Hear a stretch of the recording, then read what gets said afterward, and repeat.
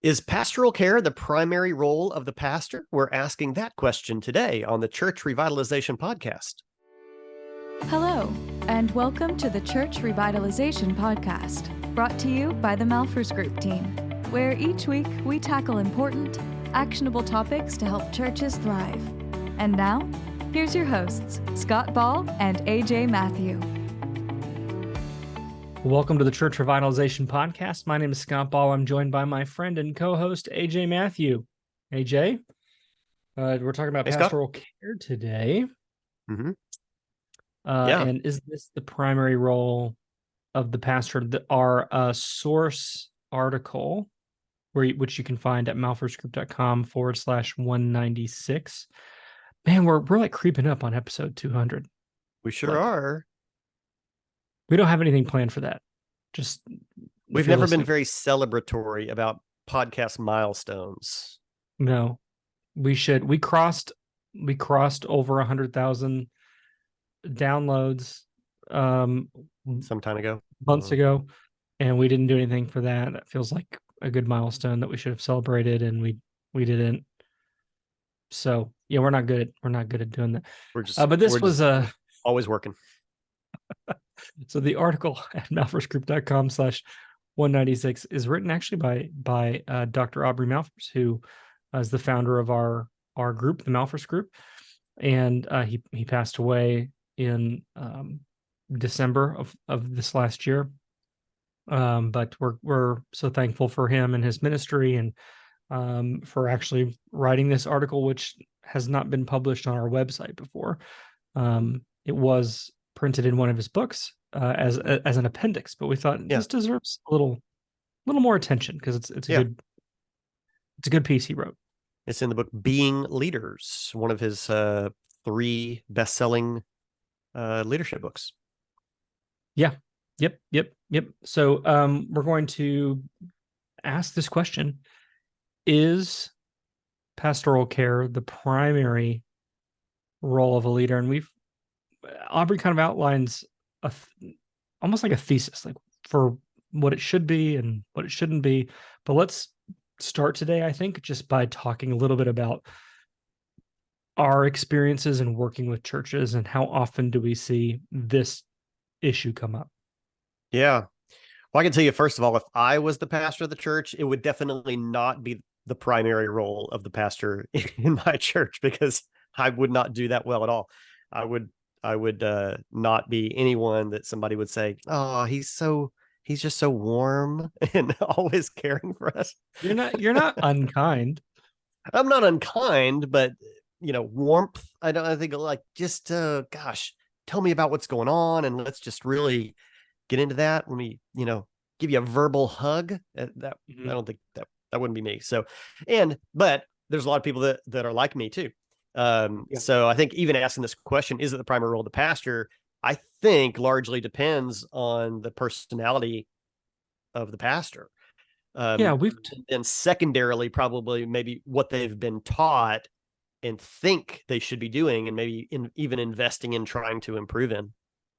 Yeah, I actually think, you're bringing up some good thoughts. I think there's several kind of factors at play. Obviously, your personality, your temperament plays a huge role in that. We've talked about this a lot on the podcast over the years. Just we like to use the DISC, and so on the DISC, the S type stands for steady. It's someone who's a little bit more cautious and reserved, but people oriented. This is what you would traditionally associate with that sort of pastoral care type mentality, and that is the most dominant personality type in church leadership. It's also the most dominant personality type or temperament type just population wide. More people are the S type than anything else. So it stands to reason then that would be true of pastors as well. Although I'd say it's disproportionately S type. So I think one factor to why are there so many folks in ministry who feel like this is their primary calling, pastoral care, is because they have a natural tendency towards that anyway. So there's that factor. there's the factor you mentioned too, like what have we been taught and what have we been conditioned, so to speak, from our own experiences in church and also from seminary. Mhm. There's also the issue, I think, AJ, of people's expectations of us, which we're going to talk about more here today. But what do people expect from me as a pastor, people in the congregation, and maybe even just on a broader, again, sort of cultural level, when people think pastor, what do they think? And yeah, I think a lot of people think seventh heaven, Reverend Camden, wearing the collar. I'm going to help you solve all of your problems and be there when you're sick, and almost more of a chaplain type role than just a strictly pastoral role. So yeah, I think all of these things factor into a thought process that, well, of course, this is the primary role. And so, all that by way of introduction, let's dive into kind of Aubrey's view on this. Okay, sorry to interrupt, but I have to tell you once again that the Malphurs Group is a nonprofit ministry, and we need your support to be able to bring our tools, resources, and live in-person work that we do with churches and with groups around the world to various countries, because it doesn't cost them anything. And the way that we're able to do that is by your generosity. So I'd love for you to go over to malphursgroup.com/donate. You can read a little bit more about our global ministry, and there's a place there that you could become a financial partner to help us bring our ministry around the world. I just met with a pastor from Kenya today who would love for us to be there, and I'm telling him I would love to be there too. I don't know when I can get there. You can make that happen. Go to malphursgroup.com/donate. And now back to the episode. Yeah. And I guess I would probably also add in here, I mean, Aubrey has a position on this, and I think he's laid it out well. I think there's probably also plenty of scripture to support more of this caring role as well. So I think if you think at the end of this, we're not going to change anybody's mind likely, but if you think, no, I should be doing this, the care thing more, you're going to have plenty of scripture to back that up. You're going to really feel like that's it. This probably is one of those more softer, non-essential issues that people would just see differently. Oh yes, totally non-essential.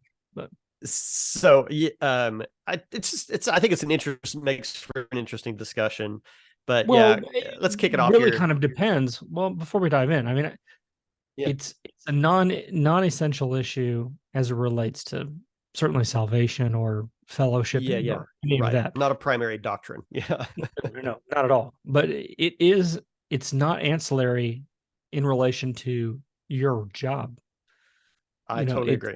It's going to completely shape your experience of being a pastor, depending on your view of this. So it's not unimportant. It's critically important. It will be extremely relevant to your life and your ministry and your job.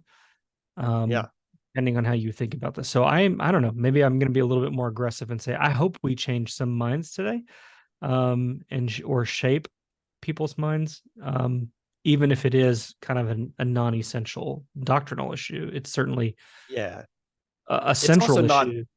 It's also not black and white. We're not going to sit here and tell you it's that shepherding and care is something you should never be doing. Absolutely, that is it's part of it. So, but so many people, I mean, they hear they hear a podcast like this, and you talk about something, and it's somewhat of a comparison of things, and people start putting dividers up, like, well, this is all this or all this. It's not. It's a mix. So, anyway, there's so much nuance here. Maybe we can get into some of it later, but let's maybe just dive into what Aubrey has. All right, here we go. So we're talking shepherds or leaders as shepherds, And so what Aubrey first kind of wants to maybe, at least punch a small hole in is this term shepherd that we see, originating in the Old Testament, and that imagery carrying on into the New Testament, of the pastor shepherding the flock. And he, I think he points out some really good things here that we see in scripture, but then also that we've seen over time in church tradition of what shepherding might have looked like from time to time. But the point that I appreciate that he makes in here is that even taking this back to the original the image here, a shepherd caring for a flock of sheep. The shepherd's role of caring for the sheep was not simply just this element of care. I mean, to make sure that the sheep feel good. I mean, he led the sheep. And so I think the leadership aspect of shepherding at different points in history has waned and hasn't been focused on as much as the care. So, I mean, a shepherd, certainly he would be providing for the sheep, I mean, green pastures, I mean, which it means sometimes I need to gather the sheep up and move them someplace. We're in an unhealthy place. We need to move into a healthy place or a safer place, or some more provision. And defending the sheep, protecting, I mean, which sometimes meant, I mean, like there were serious threats, it required weapons and skill and accuracy. So I think we sometimes can downplay the leadership aspects of shepherding and just have it be warm and fuzzy. Totally. Yeah. I really actually appreciated this about, Aubrey's starting point wasn't purely practical or pragmatic or here's my treatise. It's like, okay, well, let's look at what does scripture say a pastor is, and this pastor language comes from the shepherding language. So what does a shepherd do? And yeah, I think that we've been maybe disserved by a lot of the paintings our churches have in our hallways of kind of a Jesus-y looking figure with a sheep, on over the shoulders, and everything is vibrant and green, and this versus the shepherd with the staff kind of like driving the sheep, kind of like pushing them, get over it, you know what I mean? Like it's not violent necessarily, and certainly not uncaring, but there's it's you think Aubrey talks about King David, for example. Mm-hmm.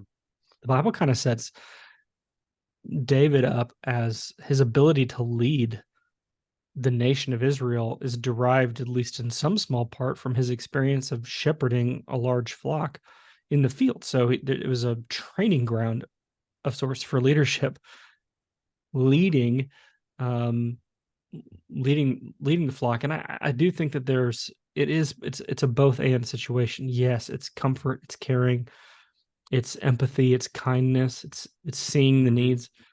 It's also driving and pushing and having a vision for here's where we need to go, and creating a plan of here's the safest path, and corralling, so to speak, the flock in a particular direction. So I do appreciate, as you said, AJ, Aubrey sort of starting out by maybe poking a hole in our self-conception of what shepherding even means. Yeah. David he's out there fighting lions and bears and dinosaurs and everything else that came dinosaurs. At him, so. Oh, okay. You never know. A little extra biblical there. Okay. What do you mean you never know? Pterodactyls. Do you think they had pterodactyls at that time? I don't know. Ask a scientist. You're gonna get so many emails, and I'm not backing you up. Chill out, everybody. Come on. You're on your own. All right. What's next? What's next is so it starts with leaders as shepherds. Let's talk about you mentioned this. Why have so many pastors, I guess, then given that scripture like just use the shepherding language, if you read it, you can't read the scripture and derive from that, oh, pastors should just be visiting people when they're sick and there should not be any leadership component to this. Like, it's not possible for you to read the scripture faithfully and derive that conclusion. So where did this come from? This concept that the pastor should really just be the caring person who does hospital visits and counseling appointments. Where did that come from? Aubrey pointed out in the 1600s that the Puritans really focused on a role of, as he put it, physician of the soul. So yeah, that certainly, became, I guess, more of a tradition in the church. Tradition has a powerful thing, Scott. We know this. We deal with a lot of churches that have tradition. This is actually a really good example, maybe, of tradition that ends up kind of accidentally feeling like scriptural, absolute. So this is why you have to always be careful, I guess, about what becomes tradition and is really a solid part of the church. Yeah, I don't know. I'm trying to think too, like, if you're in a hierarchical structure, which the majority of churches in the United States are not. They're maybe Baptist or non-denominational. I should say the majority of evangelical churches are not hierarchical in nature, would maybe be more accurate. But if you are in a hierarchical structure, then it's, I think, largely legitimate to say, okay, the parish pastor should focus on pastoral care because there is someone above that parish pastor who's focusing on leadership issues. Where's the diocese going? Where is the district going? Where is it? Right? Yeah, that's a good point. More about that. So I think that when you have a situation today, though, where churches are independent, they don't have something above them that's providing direction for here's where we're going, here's what we need to do, etc. It's incumbent then on the pastor, the individual pastor of a congregation, to recapture some of that leadership responsibility and create, in essence, in within the volunteer structure, the parish mentality of, okay, let's divide our congregation into parishes, so to speak, and set folks up. Yeah, that's a really good point. That the leadership aspect in the type of scenario that you're talking about, it's not that it's absent; it's that there's a division of roles that that has leadership and maybe chaplaincy, pastoral care happening by different people in different scenarios and at different levels of the organization. Whereas, as you're pointing out, in an independent church, that all just has to come down to one person or group of leaders. And hopefully be built into the congregation at all levels. And which is mostly the churches that we deal with are more independent evangelical churches and not mainline churches. Mainland. I would even think back to like the early church, the Acts 2 first century church. You have certain types of leaders in the church who have a certain type of role, and then you have other types of leaders who have another type of role. I would have to think that the role of apostle, right, is different than the role of an individual pastor. So especially in a context, that context, when we're talking about a house church, if you're Priscilla and Aquila and you're leading a house church, that role is much different than Paul's role, or Peter's role, or James's role, like who are leading larger and larger things with more and more responsibility. So I think, and again, that this is a conclusion by inference rather than it necessarily being prescripted out to us. But I would have to imagine, although Paul does make distinctions of these leadership gifts, right? He gave pastors and prophets and apostles. He's distinguishing different types of leadership gifts out, which would have different functions, I think, and roles. Yeah, and when we see in Acts chapter 6, whenever the kind of this servant role is developed in the church, the apostles were like, this is not a role that we feel like we should be investing in.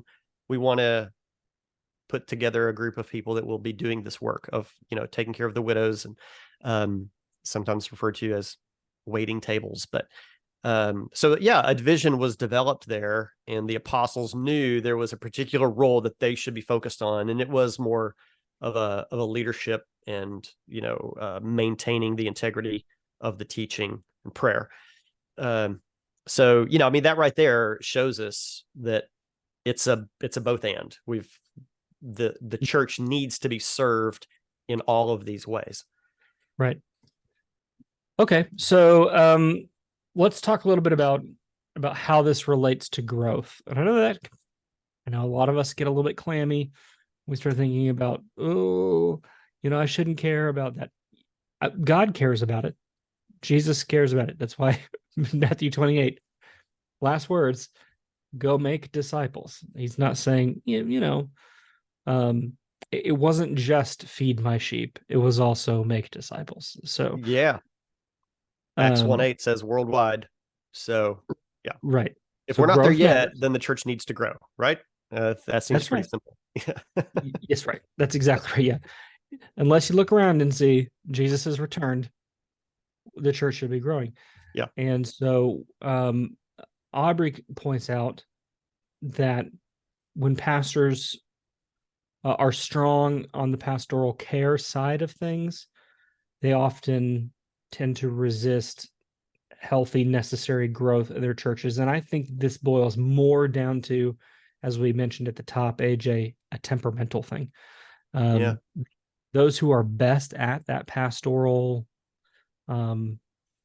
caring, counseling component probably struggle the most with taking risks, kind of leading out front. I'm not talking about speaking. I don't mean public speaking. I just mean kind of getting out in front of issues and problems, and dealing with conflict, engaging in conflict, making decisions, the buck stopping with them. Those are all things that they're probably more averse to. So I think the challenge here is temperamental. And when that's the case, it's kind of difficult to change. It's like, can a leopard change its spots? I don't know. Mm. So what do you do if Yeah. you're in that situation? Like if you're AJ, if you're listening to this and you're going, okay, I can see some value. I need to focus more on leadership and not just pastoral care. But temperamentally, that's difficult for you. Yeah. What do you do? You're not going to quit your job. So what's the solution? I think one of the best solutions is to build a team. I think that's where the team shines, is that you bring together people that complement each other and make up for others' deficiencies. So yeah, there's plenty of pastors out there that are wonderful pastors that aren't great leaders. They lack in some leadership areas, to build up, move teams forward, move a church forward. But gosh, if you can get somebody beside you that can make up for that, and you can do ministry together, then that's a great position to be in. So I do think, and I know you do too, Scott, we can learn, we can exercise, some areas of our temperament that we're not strong in. Whether that we ever end up excelling in something or not, I don't know. Maybe that's debatable, but we can find people that do excel in those things and put our arm around them. Yeah, I think awareness is the key. I think we've talked about those other places, but I'm like you, maybe less so than you. I'm not sure. I'm probably naturally slightly more empathetic than you are, but not by much. Oh, I'd give you greater than 10% better than me. Yeah. Like greater than 10%. Well, let's put it this way. When's the last time you've cried in a movie? Actually, I can get emotional at a movie. Oh, really? Yeah. Okay. Yeah. Okay. I mean, just this month I was watching a movie and I was a little misty. I'm not crying, you're crying. Yeah, I was like, I'm allergic to something in this. Yeah, no. I can get hit. I can get I can get sucked in. Maybe you're more empathetic than you think you are. I get more of, it's more so the question, if that was real life and that was happening, how would I respond? Okay. You're only sad if it's a movie. Hope that works out for you. That sure is sad. See you I later. think you need to, if that's the case, I think you probably need to be seeing someone about that. Like, what does that say about you? That if it's fake, it's emotional. And if it's real, you feel nothing. uh, okay, so it's established that I'm maybe a little more empathetic than you. That being said, my empathy meter is not all that high, and sadly, I think the people I'm closest to, my empathy is often the lowest. I'm like, just get your act together or whatever. So when I know I'm entering into a situation, like I've got to lean in and I need to listen and I need to be kind, you can, I think, cultivate some of that to some degree, but it's never going to be awesome. Like I know I'm never going to be great at that. And so, yeah, I think the real solution, like you said, is to build a team. You can improve, but you can't become great. Like if it's totally against how you're wired, I don't think you can really get a whole lot better. Yeah. What you can do though, Aubrey sorry, just on this something topic. kind of. I just want to say you can choose to not actively sabotage something. Like if you've got people that you're empowering to help you make decisions, Yeah. you can be like, I'm going to trust this group of people and I'm going to enable them to lead, and I'm not going to disempower these folks and sabotage what they're doing, assuming that we're all on the same team and we're trying to do something positive together. That's something that you can do and makes a big difference. Yeah, I mean, that's kind of in this next section of the article.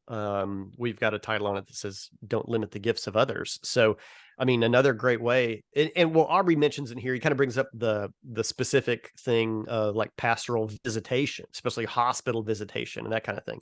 I mean, a lot of people think that's the pastor should be there for them, and so back on our previous point here about growth, that naturally limits growth in the church, because a pastor of a very large church doesn't have the time, and would not even know everybody to be able to make those visits.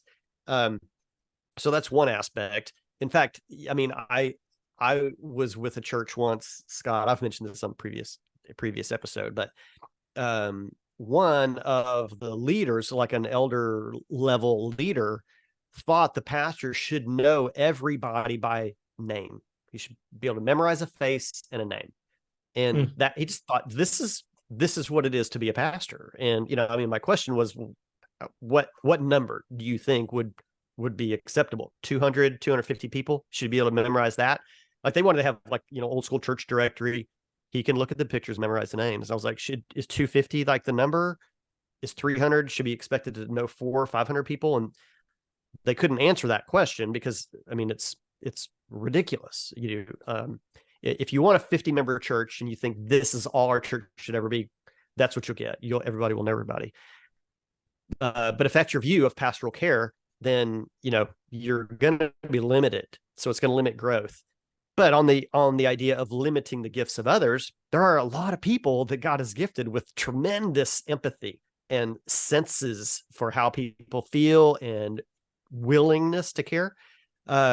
And if the pastor is the primary caregiver, and if he holds on to that role, he may be limiting spiritual gifting poured out on others to be able to live out that role as well. So that's not the best scenario either for discipleship in the church and growth. So, and I guess the other thing, I mean, we in our work, Scott, we look a lot at Acts chapter 2.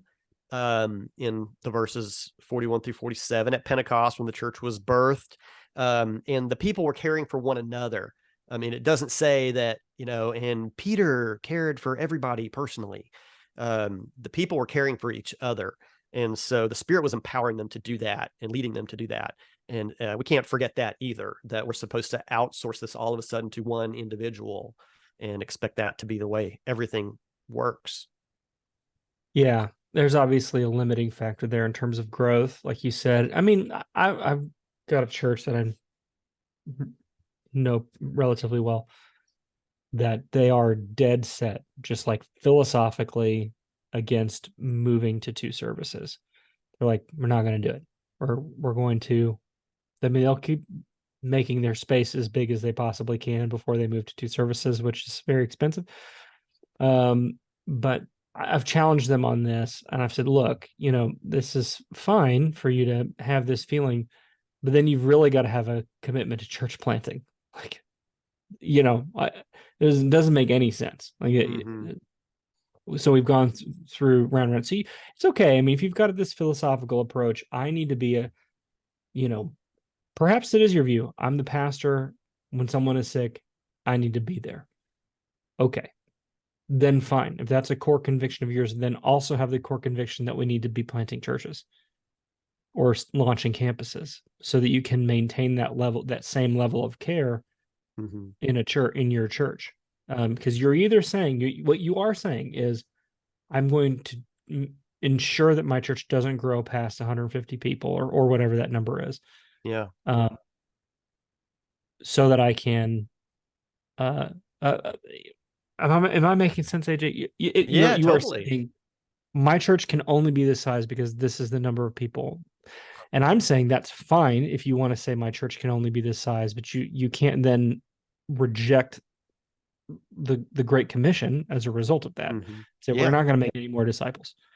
Then find some other outlet for making disciples. Plant a campus, plant a church, something where you aren't getting away from the other call that you have, which is to make start carrying business cards of the church across the street whenever you meet somebody. Like, let me tell you about Jesus, and then you can go to my friend's church.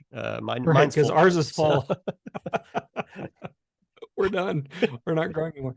And I don't think most churches feel that way, but it's like something has to give. You cannot say, I have to be involved in every counseling appointment and every, hospital visit, but also I want my church to grow and reach new people. You can't have both. You have to, you either have to start empowering other people to help you with pastoral care, or you have to give up on the Great Commission. It does seem like those you have to plant churches. And I just don't think most pastors have thought this through. I think it's because they keep thinking, I could handle more. Whatever they're at, they think, I could handle 50 more people. But could you? Ask your wife that. Ask your wife if she thinks you could handle 50 more people. Yeah, well, and again, I mean, this comes back to a previous point. If you're thinking I could care for personally 50 more people, you have to be giving up something else. And it's probably going to be some other leadership aspect of maintaining mission and vision and moving people forward. And so, it at some point it's going to be counterproductive. I don't know. I guess I would love to hear, in the YouTube comments or any feedback that anybody wants to give on how has this worked out in your church? Because again, we said from the top, there's going to be people with different points of view on this. I don't know, maybe we've challenged your thinking a little bit. We definitely take a holistic approach to leading churches, and that all these things are important, and that it goes beyond even just pastoral care. I guess this maybe ended up being pastoral care versus leadership.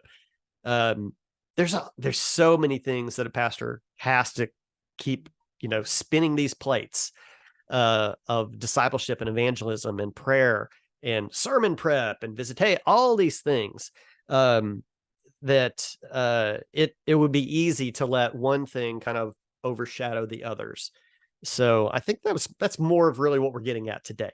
Are we getting too heavy in one area that might be good, but sometimes any good thing in excess can take away from other good things and bring the overall level down. So it's all about balance, Totally, that's the case. Yeah, it's not either or, it's both and I want to maybe just conclude with this thought.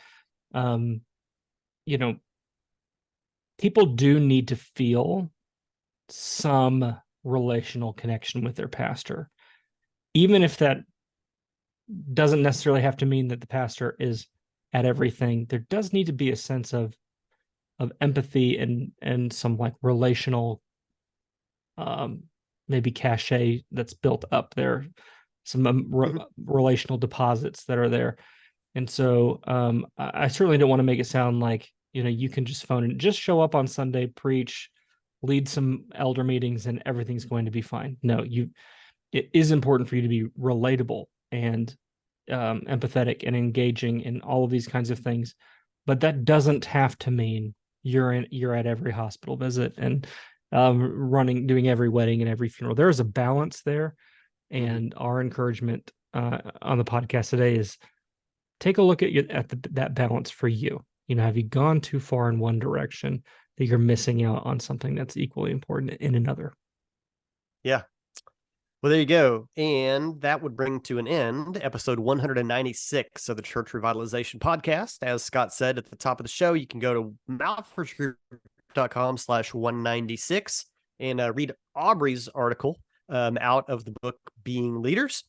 So I hope this was helpful, beneficial. Scott and I are always glad to bring this content to you, and we'll do it again next week. See you then.